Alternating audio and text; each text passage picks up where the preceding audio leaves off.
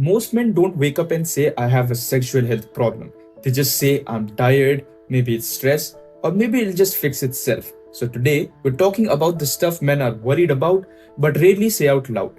With me is Dr. Ishmeet, sexologist. So, doctor, my first question to you is what are some things in bed that sound scary but are actually normal sometimes? Okay. Well, this is a very common question basically.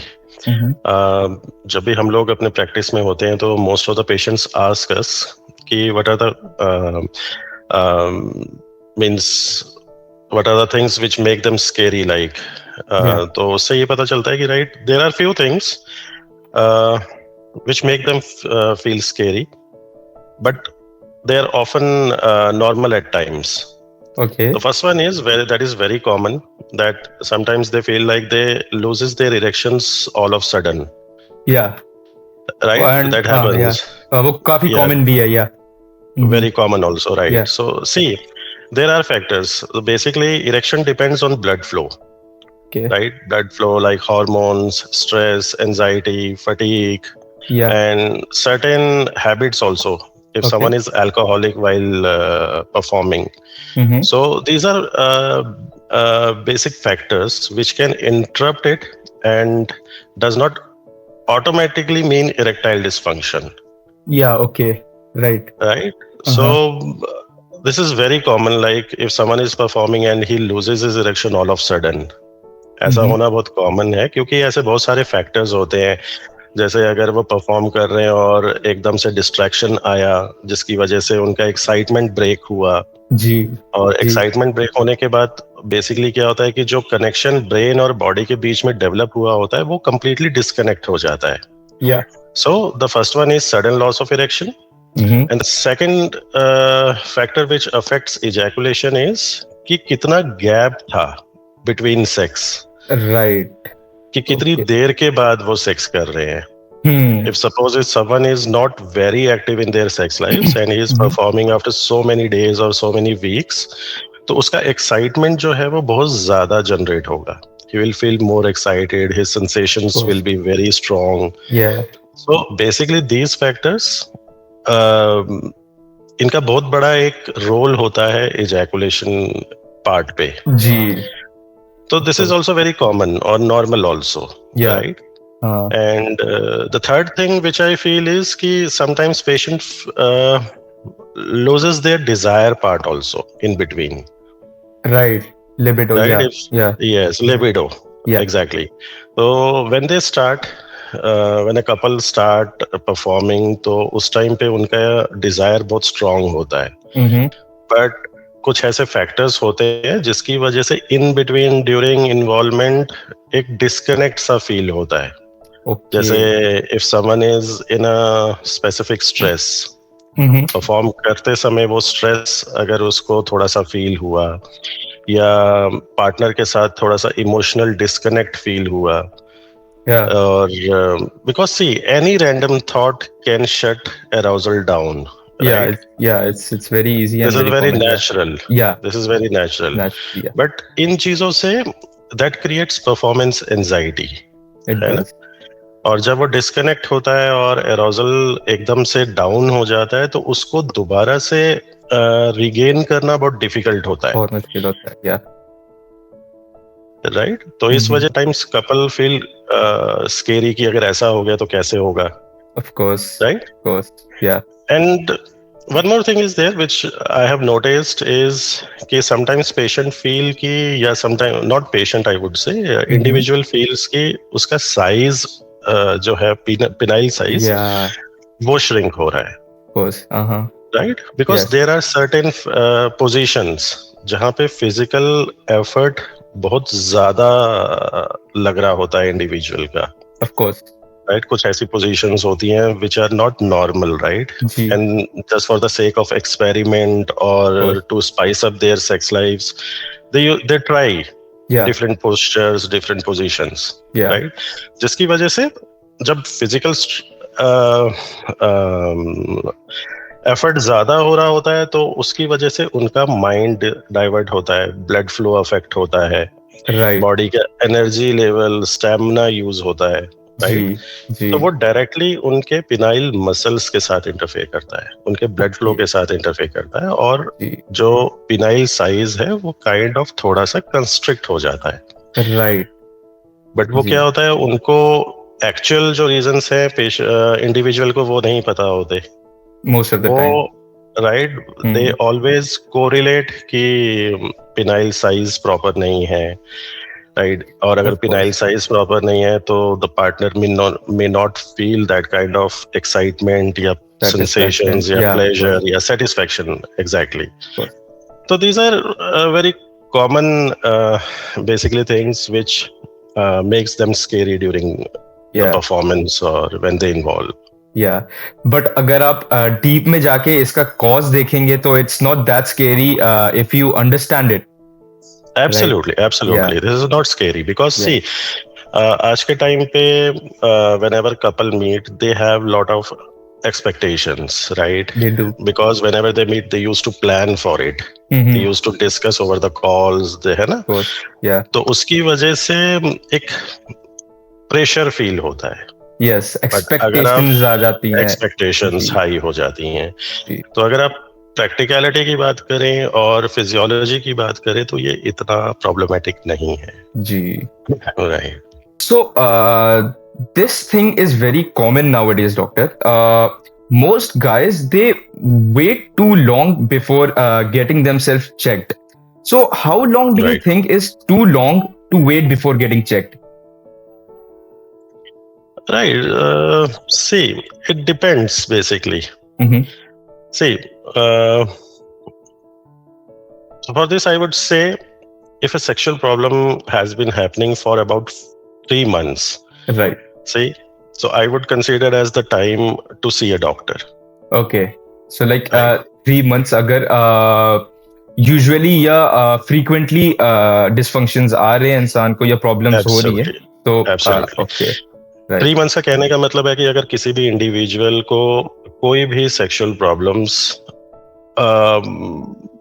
most of the times feel हो रही हैं, Mm-hmm. right? Whenever he is meeting his partner or if he's trying to perform, Mm-hmm. most of the times अगर वो अपने erection में problem face कर रहा है, अपने इजैकुलेशन पार्ट में प्रॉब्लम फेस कर रहा है, हाँ जी अपने बॉडी के अंदर और भी सेक्सुअल चेंजेस को फील कर रहा है, हाँ जी तो आई थिंक वो सही समय है उसको डॉक्टर से कंसल्ट करने का। right. लेकिन अगर if the problem is not happening ऑफनली और मोस्ट ऑफ द टाइम्स और ओकेजनली हो रही हैं, क्योंकि एक ऐसा भी रीजन होता है कि अगर किसी को कोई स्पेसिफिक स्ट्रेस है, आई मीन टू से कि कोई ऐसा फेज है जिसमें वो कंटिन्यूसली स्ट्रेस में है, जी या ऑफिस का प्रेशर है या कोई और स्ट्रेस वो फील कर रहा है या फैमिली टेंशन से गुजर रहा है, जी जी तो वो फेज उसकी सेक्स लाइफ को टेम्परेरीली अफेक्ट करता है, करेगा जी राइट? जी और वो जैसे ही उस फेज से बाहर आएगा, if things will get better और नॉर्मल, तो उसकी बॉडी जो है वो अपने आप अपने स्ट्रेंथ को, अपने रिस्पॉन्सेस को रीगेन कर लेगी, जी राइट? राइट जी तो यहाँ पे इस चीज को समझना इज वेरी इंपॉर्टेंट कि कितनी बार उस प्रॉब्लम को कोई इंडिविजुअल फेस कर रहा है, किस इंटेंसिटी, यस, हाउ फ्रीक्वेंटली, और प्रॉब्लम की इंटेंसिटी कैसी है, राइट? और वो उसके रिलेशनशिप पे अफेक्ट कर रही है, उसके परफॉर्मेंस पे अफेक्ट कर रही है, तो आई थिंक वो सही समय है उसको डॉक्टर को कंसल्ट करना चाहिए जी। सो कई बार ऐसा होता है कि कुछ कॉजेस की वजह से प्रॉब्लम्स होती हैं, जो लाइफ में चल रही प्रॉब्लम्स की वजह से वो प्रॉब्लम्स आती हैं सेक्सुअल लाइफ में इंसान के। तो बहुत बार ऐसा भी होता है कि वो जब प्रॉब्लम्स सही होती हैं तो फिर इंसान की सेक्सुअल हेल्थ भी वापस नॉर्मल ट्रैक पे आती है, सेक्स लाइफ भी वापस ट्रैक पे आ जाती है। बट अगर फ्रीक्वेंटली हो रही है प्रॉब्लम्स के फिनिश होने के बाद भी, तो it is a good time to consider to get yourself checked. Get yourself checked. Right. Yes, very true. So this is a very interesting question, doctor. I'm very curious to know about this myself. Do men in their early 20s or 30s also have started to come up with the problems of ED or PE, or is it only common in men in their 40s and above? जो patients हैं इन their 20s या 30s आज के time पे they are very common, और in fact I would से कि आज का जो सिचुएशन है उसमें मोस्ट ऑफ द पेशेंट्स जो हमारे पास कंसल्ट कर रहे हैं they are in their 20s and they're in their 30s also. Right. क्योंकि उसके पीछे बहुत सारे रीजंस हैं जी. द रीजन इज कि सबसे बड़ा रीजन तो है stress. Right. Stress. Sure. Because आज का different kind of stress, work stress है, परफॉर्मेंस स्ट्रेस है, एंड स्लीप साइकिल जो है वो आज के टाइम पे इंडिविजुअल्स का आर नॉट नॉर्मल. और सबसे बड़ा जो एक कॉमन रीजन हम देख रहे हैं आज के टाइम पे कि individuals are getting early diseases also, like diabetes, hypertension, thyroid. They are very common in individuals, those who are in 20s and 30s, right? Yeah. तो ये एक बहुत बड़ा रीजन है जिसकी वजह से, कॉज है जिसकी वजह से आज के टाइम पे जो पेशेंट्स हैं जो 20s में या 30s में हैं उनको भी सेक्सुअल प्रॉब्लम्स काफी कॉमन हैं. Right. And more over lifestyle में जैसे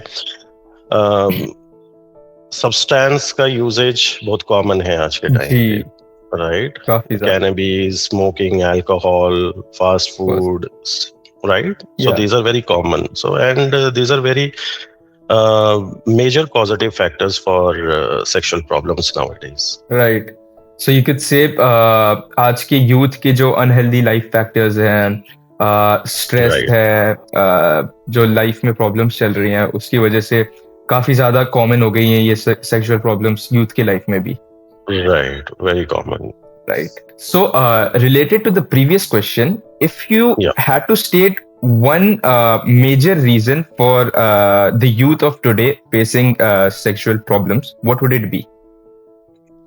See, वैसे तो बहुत सारे reasons हैं. There are so many reasons. But अगर हम, if you are asking me, one of the major factor, major cause, तो आज के टाइम पे performance anxiety is one of the major cause. Yes, very common. Second is unrealistic expectations. Of course. Right. Yeah. And some people are having porn addiction also. That is also considered as one of the causative factor for this. Yeah. Right. Porn-induced ED is also there. Yeah. Yes, that is very common. Yeah. Because वो आपके expectations को, आपके body के अंदर stimulations को पूरी तरीके से change कर देता है. Of course, आपकी expectations. Yes, और जो आप porn को feel करके pleasure feel कर रहे होते हो या excitement feel कर रहे होते हो, वो आप अपने real partner के साथ feel नहीं कर पाते. Of course. Right. Okay, so you might be knowing this, that nowadays people are trying to self-diagnose themselves. They're trying to do self-treatment for themselves. Right. So how bad do you think Google is for these kind of things? See, यहाँ पे ना I would say कि Google is not bad. In fact, Google helps a lot, right? Yeah. But उसको wisely use करना is very important. Of course. Right. आज के time पे everybody is having gadgets in their hands, right? Yeah. Internet is completely free nowadays. Very common. तो और people are aware also. And that is a good thing. That is a good part. अगर if someone is facing any issue या उसको अपनी body के अंदर कोई change feel हो रहा है और वो उसको Google कर रहा है, उसको study कर रहा है कि वो क्या चांसेस हो सकते हैं जिसकी वजह से उसकी बॉडी में वो चेंजेस आ रहे हैं जी. और उसके बाद अगर वो डॉक्टर के पास जा रहा है, एक्सपर्ट के पास जा रहा है फॉर द प्रॉपर गाइडेंस और proper if treatment is required, तो डॉक्टर उनको सजेस्ट करते हैं. अगर उस वे में गूगल को यूज किया जा रहा है तो that is one of the best thing I would say जी. राइट. लेकिन जो लोग गूगल को सेल्फ डायग्नोसिस के लिए या सेल्फ ट्रीटमेंट के लिए यूज कर रहे हैं वो बिल्कुल गलत कर रहे हैं अपनी हेल्थ के लिए। द रीजन इज क्योंकि गूगल आपको सिर्फ आइडिया दे सकता है जी आपको, क्योंकि वो एक इंफॉर्मेशन दे सकता है जो उसमें बहुत सारे I think millions of individual या एक कॉमन जो एक डाटा शेयर किया हुआ है उसके बेसिस पे वो आपको इंफॉर्मेशन देता है, जी राइट। लेकिन हर इंडिविजुअल की बॉडी अलग है, हर इंडिविजुअल के कॉजेज अलग हैं, जी और आई थिंक कि वो डॉक्टर ही आपको प्रॉपर वे में डायग्नोज करके बता सकते हैं कि course. आपको जी ट्रीटमेंट क्या की जरूरत है या प्रॉब्लम है या नहीं है, ऑफ कोर्स राइट। जी। तो क्योंकि गूगल आपका कंप्लीट डायग्नोसिस कर नहीं सकता, आपके सारे सिम्टम्स आपके बॉडी के अकॉर्डिंगली देख नहीं सकता, तो ऑफ कोर्स वो आपको ट्रीटमेंट भी नहीं सजेस्ट कर सकता। उसके लिए हमारे पास स्पेशलिस्ट होते हैं, उसके लिए हमारे पास प्रोफेशनल्स होते हैं। Right, very true. Okay so आज के डेट में ये चीजें बहुत कॉमन हो रही हैं। There are products in the market, there are drugs in the market that Yes. are supposed to help with these kind of problems. So there are like oils, tablets, and even injections in the market, and people are trying them out on set basis of their friends. What kind of harm can these things cause? My God. और this is also a very good question. क्योंकि आज के time पे self diagnosis, self treatment is very common nowadays. और again I would से कि जब तक आपका प्रॉपर डायग्नोज नहीं होता है या जब तक प्रॉपर केस हिस्ट्री नहीं होती है, तब तक किसी भी इंडिविजुअल की प्रॉब्लम को आइडेंटिफाई करना, उसको डायग्नोज करना, उसकी सीवियरिटी को समझना पॉसिबल नहीं है, राइट। तो अगर कोई भी इंडिविजुअल सेल्फ मेडिकेशंस यूज कर रहा है या अपने फ्रेंड के रिकमेंडेशन के बेसिस पे कोई मेडिसिन या ऑयल या टैबलेट्स यूज कर रहा है, तो वो उसके लिए बिल्कुल भी सेफ नहीं है। रीजन इज क्योंकि अगेन आई वुड से कि हर इंडिविजुअल की प्रॉब्लम अलग है, उसके कॉजेज अलग हैं, उसकी बॉडी टाइप अलग है, उसकी सीवियरिटी अलग है, राइट, और एसोसिएटेड फैक्टर्स अलग हैं। तो जब तक प्रॉपर डायग्नोसिस नहीं होता है, जब तक प्रॉपर केस हिस्ट्री नहीं ली जाती, आप अगर कोई भी ओटीसी प्रोडक्ट्स जो मार्केट में इजीली अवेलेबल हैं या किसी की रिकमेंडेशन से यूज कर रहे हैं या ऑनलाइन अवेलेबल हैं, वो बिल्कुल भी सेफ नहीं है। ऑफ कोर्स, क्योंकि शॉर्ट टर्म में या लॉन्ग टर्म में अगर आपकी बॉडी उसको सपोर्ट नहीं कर रही है, तो वो कहीं ना कहीं आपके बॉडी के बाकी सिस्टम्स के साथ इंटरफेयर करेगा और कोई ना कोई उसका आफ्टर इफेक्ट उन पे वो दिखाई देगा। और मोस्ट इम्पोर्टेंटली हो सकता है कि जिस प्रॉब्लम के लिए उन्होंने मेडिसिन शुरू किया है वो मेडिसिन उसके लिए एडवाइजेबल भी ना हो। तो यहाँ पे आई वुड से कि हमेशा डॉक्टर से कंसल्ट करके ही मेडिसिन लेनी चाहिए, क्योंकि हर इंडिविजुअल की बॉडी डिफरेंट है और हेल्थ के साथ चांसेस लेना is very risky, very dangerous. So I would not recommend this. Proper treatment के लिए पहले डायग्नोसिस बहुत जरूरी होता है, प्रॉपर डायग्नोसिस, और वो डॉक्टर ही कर सकता है आपकी बॉडी के हिसाब से, आपके सिम्टम्स देख के। यस।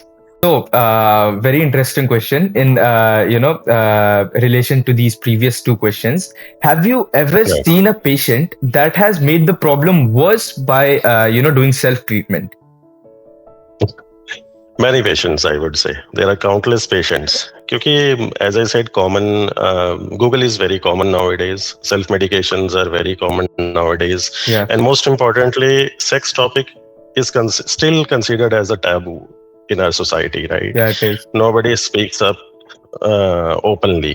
Yeah. और सबसे इम्पोर्टेंट है, इतना अवेयरनेस भी नहीं है लोगों को कि किसके पास जाना है, किससे कंसल्ट करना है। क्योंकि अगर आप सेक्सुअल हेल्थ की बात करते हैं तो आप किसी भी डॉक्टर के पास जाएंगे तो वो सेक्सुअल हेल्थ की मेडिसिन आपको रेकमेंड कर देगा without proper diagnosis, without proper taking case history. और अगर किसी को इंडिविजुअल को मेडिसिन की जरूरत नहीं भी है तब भी वो उनको मेडिकेशंस दे देते हैं।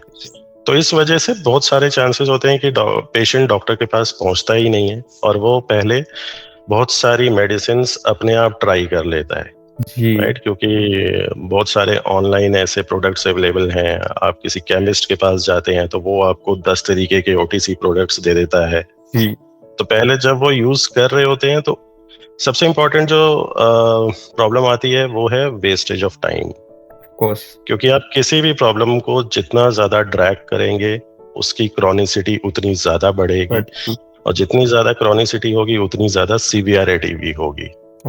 अगेन आई विल से कि जब भी आपको प्रॉब्लम फेस होती है you should discuss the things with a specialist, क्योंकि वही एक सही इंसान है जो आपको आपकी प्रॉब्लम के बारे में, उसके सोल्यूशन के बारे में आपको गाइड कर सकता है। एग्जैक्टली। तो इन प्रॉब्लम से बचने के लिए सेल्फ ट्रीटमेंट ना करके प्रोफेशनल्स के पास जाए, किसी रीजन से प्रोफेशनल है वो। Right, absolutely. Okay, so moving on to the least expected causes or reasons for sexual problems and dysfunctions. Men usually blame stress as their, as the main cause for, sexual dysfunctions. But what, in your opinion, would be some of the other lifestyle factors that slowly, affect sexual health? See, very true. Stress is one of the factor, because stress is everywhere nowadays, right? Morning to evening हर individual को stress है। Morning में सुबह काम पे जाने का stress है, ऑफिस में जाके काम करने का स्ट्रेस है, फिर शाम को ट्रैफिक में घर आने का स्ट्रेस है, राइट? और घर आने के बाद अपनी फैमिली का स्ट्रेस है। तो stress is everywhere nowadays. So stress is one of the major factor, but other factors, if you are asking me, तो lifestyle में अगर देखा जाए तो eating habits, क्योंकि जहाँ पे परफॉर्मेंस है, अगर आप ऑफिस में हो तो वहाँ भी आपको परफॉर्म करना है, घर पे भी परफॉर्म करना है, बच्चों के सामने भी आपको परफॉर्म करना है, राइट? हर जगह परफॉर्मेंस इज रिक्वायर्ड। तो उसके बेसिस पे क्या होता है कि इंडिविजुअल अपनी डाइट का ख्याल नहीं रख पाता है, जो भी मिल रहा है वो जल्दी जल्दी में खा रहा है, राइट? तो प्रॉपर डाइजेशन नहीं हो पाता है, इट अफेक्ट्स डाइजेशन, मेटाबॉलिज्म, और जहाँ पे मेटाबॉलिज्म अफेक्ट होता है इट अफेक्ट्स हार्मोन्स। तो ये पूरा एक chain kind of thing develop हो जाती है, जिसकी वजह से बॉडी के अंदर डीजनरेटिव चेंजेस बहुत जल्दी स्टार्ट हो जाती हैं। सेकेंड इज कि जहाँ पे आप सुबह से शाम तक काम कर रहे हो, there is no time for exercises, right? आज के टाइम पे people are not that physically active, they are more active in the sense of their mental strength wise, और उसके उसी में वो ज्यादा बिजी हैं। फिर आज के टाइम पे smoking is very common, like alcohol is very common. On the whole, if I would say a sedentary lifestyle is one of the major cause, है ना? जिसकी वजह से बॉडी के अंदर चेंजेस आ जाते हैं, ब्लड फ्लो रिड्यूस हो जाता है, हार्मोन्स वीक हो जाते हैं, स्लीप साइकिल डिस्टर्ब हो जाता है।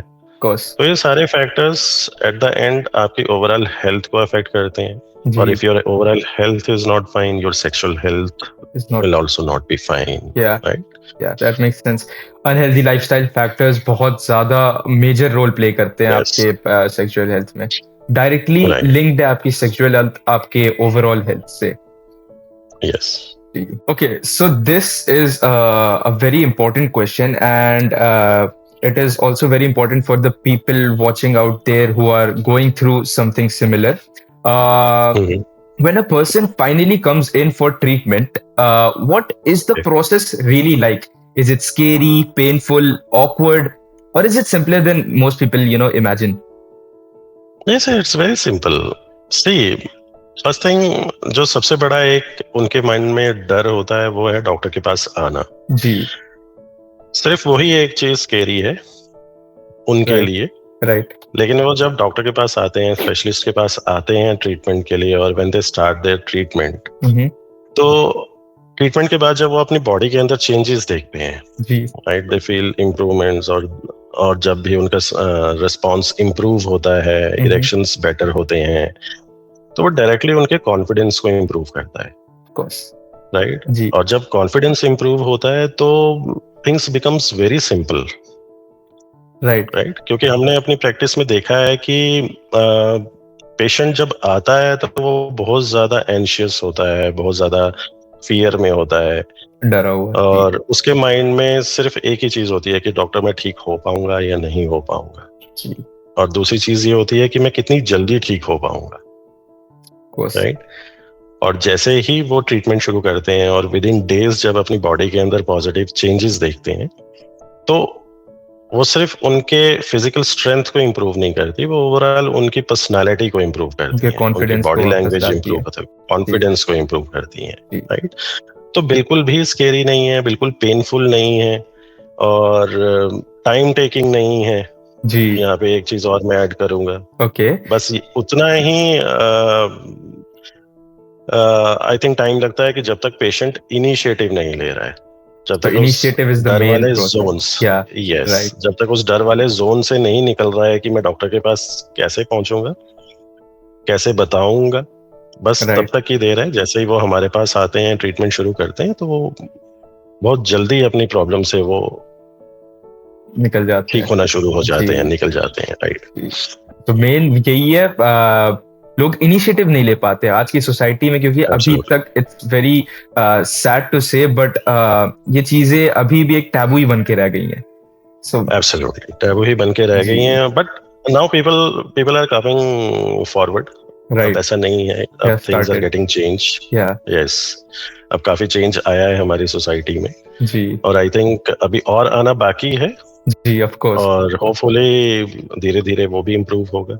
Yeah, hopefully, yeah. So, in the previous answer, you mentioned that बहुत time-taking process नहीं होता ये. So, how long is it before a person, starts feeling like themselves again, before they regain their sexual health and confidence back? No, as I said, it's not a time-taking process, but again, I would say it depends on the severity, it depends on the chronicity and associated factors. Right. Like कि अगर कोई medical complication है या associated कोई illness है जिसकी वजह से वो प्रॉब्लम आ रही है, तो recovery is completely based on that. But we have seen our clinic की during our practice or during treatment, most of the patients gets their results in just 7 days of time. 7 days. So 7 days of, yes, absolutely. And this is, I'm not just telling you just for the sake of telling you only. It's a proven thing. Right. It's a fact. क्योंकि हमारा जो approach है वो that is completely patient centric approach, जिसमें सिर्फ हम medicines use नहीं करते, हम उनके इमोशनल जो डिस्कनेक्ट है या इमोशनल जो इम्बैलेंस है उनको भी इम्प्रूव करते हैं through counselling, through lifestyle changes, और उनके कॉन्फिडेंस को इम्प्रूव करते हैं, उनकी डाइट को इम्प्रूव करते हैं। तो इन सब के कॉम्बिनेशन से बेसिकली तो विद इन 7 days बॉडी के अंदर इम्प्रूवमेंट आनी शुरू हो जाती है। Right, okay. So, yeah, it's not like, I think if the people watching this are going through something like this is a very, like encouraging thing. It's not, yes, that time taking. It's not that scary. Things are getting, clearer. Absolutely. Yeah. Absolutely. तभी मैंने पहले भी कहा था कि ये सिर्फ उतना ही टाइम टेकिंग है जब तक पेशेंट डॉक्टर के पास नहीं आ रहा है जी। जब वो डॉक्टर के पास आते हैं, अपना ट्रीटमेंट शुरू करते हैं, तो उसके बाद इमीडिएटली उनकी बॉडी के अंदर चेंजेस आने शुरू हो जाते हैं। Of course. This is something Google cannot do. Only a professional can. Yes, absolutely. Yeah. Right. So one last question for you, doctor. What would you say to someone who is watching this and still thinking it's not that serious to consult a professional yet? See, it depends. Again, I would say that is, first of all, that is their choice, right? When they have to go to meet a doctor or not, right?